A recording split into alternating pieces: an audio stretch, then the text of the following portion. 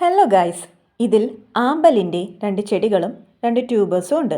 ഇതെൻ്റെ ഒരു ഫ്രണ്ട് തന്നതാട്ടോ. ആദ്യം നമുക്ക് ആമ്പലിൻ്റെ ഏതെങ്കിലും കേടായ ഇലകളുണ്ടെങ്കിൽ അത് കട്ട് ചെയ്ത് കളയാം.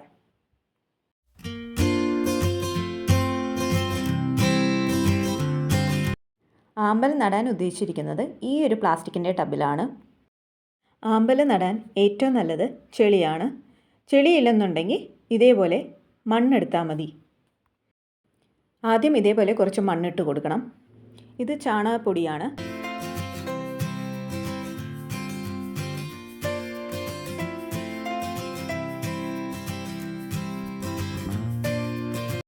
ചാണകപ്പൊടി ഇട്ടതിന് ശേഷം വീണ്ടും നമ്മൾ മണ്ണിട്ട് കൊടുക്കുവാണ്.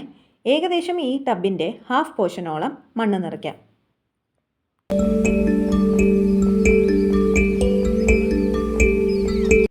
ചെറുതായിട്ട് ഈ മണ്ണൊന്ന് നനച്ചു കൊടുക്കുവാണ്.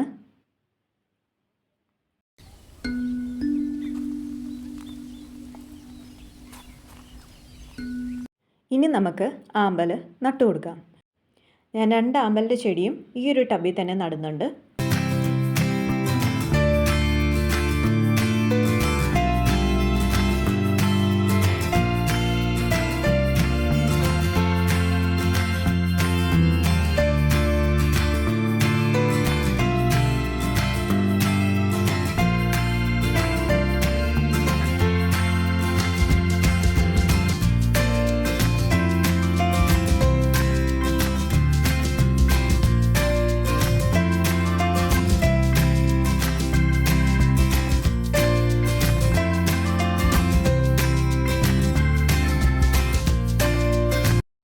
ഇനി ഒരു പ്ലാസ്റ്റിക് ഷീറ്റ് ഇതേപോലെ വെച്ചിട്ട് നമുക്ക് വെള്ളം ഒഴിച്ചു കൊടുക്കാം.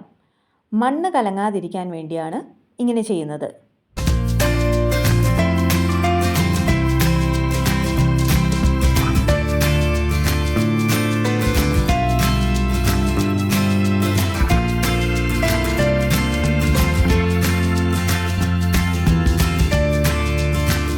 അപ്പോൾ ഇത്രയേ ഉള്ളൂ. ഇനി നമുക്ക് വാട്ടർ ലില്ലിയുടെ ട്യൂബേഴ്സ് എന്ത് ചെയ്യണം നോക്കാം. പ്ലാസ്റ്റിക്കിൻ്റെ അല്ലെങ്കിൽ ഗ്ലാസിൻ്റെ കണ്ടെയ്നർ എടുത്ത് അതിൽ വെള്ളം നിറച്ച് ട്യൂബേഴ്സ് ഇതേപോലെ അതിലിട്ട് കൊടുത്ത് വിൻഡോയുടെ സൈഡിൽ വെക്കുക. ശ്രദ്ധിക്കേണ്ട ഒരു കാര്യം, 2 ഡേയ്സ് കൂടുമ്പോൾ ഇതിലെ വെള്ളം ചേഞ്ച് ചെയ്ത് കൊടുക്കണം. 10 ഡേയ്സ് കഴിഞ്ഞിട്ടുള്ള റിസൾട്ടാണിത്. ഒരു ട്യൂബറിൽ നിന്ന് സ്പ്രൗട്ട് വന്നതായി കാണാം. ഇത് 30 ഡേയ്സ് കഴിഞ്ഞിട്ടുള്ള റിസൾട്ടാണ്.